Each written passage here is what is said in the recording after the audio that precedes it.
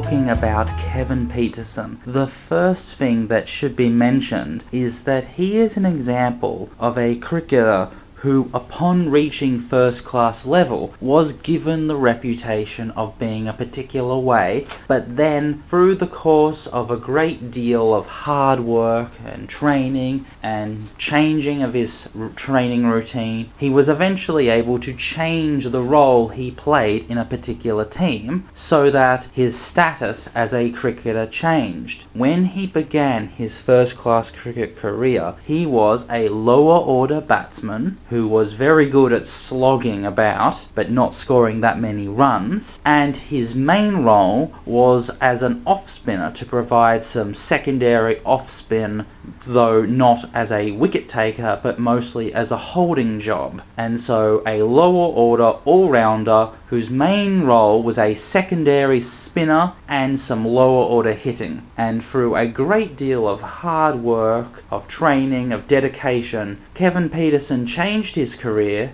so that he became a predominantly middle order batsman who actually could occupy the crease for long periods of time, make lots of runs, and actually be a combination of defensive and aggressive play, make huge scores, and actually be a run-making batsman, batting at 3 or 4 or 5 in the middle order. And so, whenever we talk about Kevin Pietersen, at least the first thing we should say is that he is someone committed enough at his craft as a cricketer to actually change his status from lower order all-rounder to batsman who bowled a little bit of off-spin here and there. The second thing that needs to be said about Kevin Pietersen is that in terms of how he played cricket and how he approached it, he was never afraid of actually losing his wicket if the situation called for it, either in test matches or one-day internationals. When you see Kevin Pietersen at his best, the way he was able to strike the ball,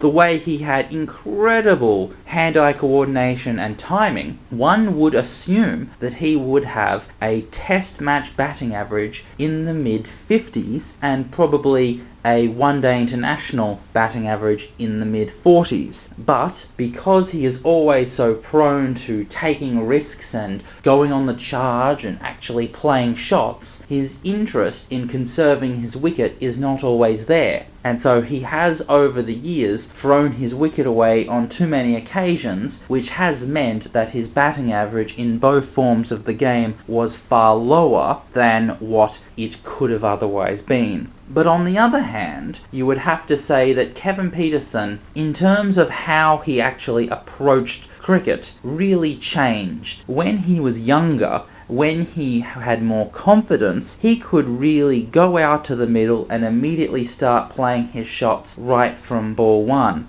And often he would score really aggressive and big scores with lots and lots of boundaries, and that would be his way of imposing himself on the game. After he reached about 30 years old, Pietersen really started to change his play style, where he put much greater emphasis on actually constructing innings, where he would be defensive at first, hitting around singles, and waiting for his opportunity to hit boundaries. And so, in terms of actually imposing himself on the game, it wasn't really there for a long time. Kevin Pietersen was the secondary partner. He was just hitting around singles, he was slowly getting his eye in, and it wasn't until he had reached his half-century that he actually felt he was in a position to actually try to score boundaries. And so Kevin Pietersen changed his career and his batting style yet again in the later part of his cricketing career after about the age of 30.